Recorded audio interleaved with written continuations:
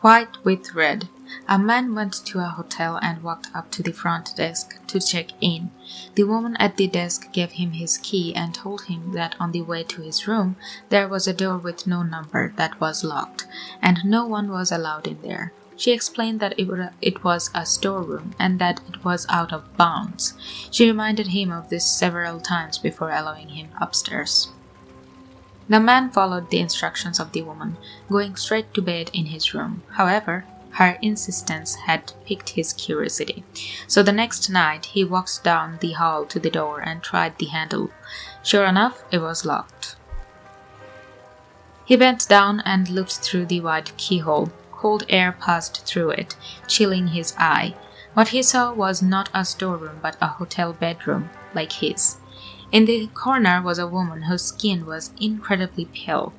She was leaning her head against the wall, facing away from the door. The man stared in confusion for a while. Was this a celebrity? The owner's daughter? He almost knocked on the door to ask himself, but decided not to. And as he was still looking, the woman turned sharply. He jumped back from the keyhole, hoping she would not notice that he had been spying on her. He crept away from the door and walked back to his room. The next day he returned to the door and looked through the wide keyhole.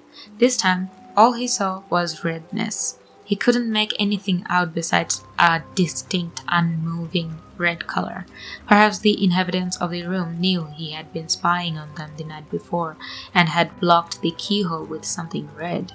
He felt embarrassed that he had made the woman so uncomfortable and hoped she had not made a complaint to the woman on the front desk. At this point, he decided to consult her for more information. She sighed and asked, "Did you look through the keyhole?"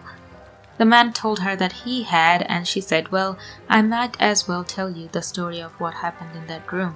A long time ago, a man murdered his wife there, and we find that even now, whoever stays within gets very uncomfortable. But this woman is not ordinary. She is white all over, except for her eyes, which are red."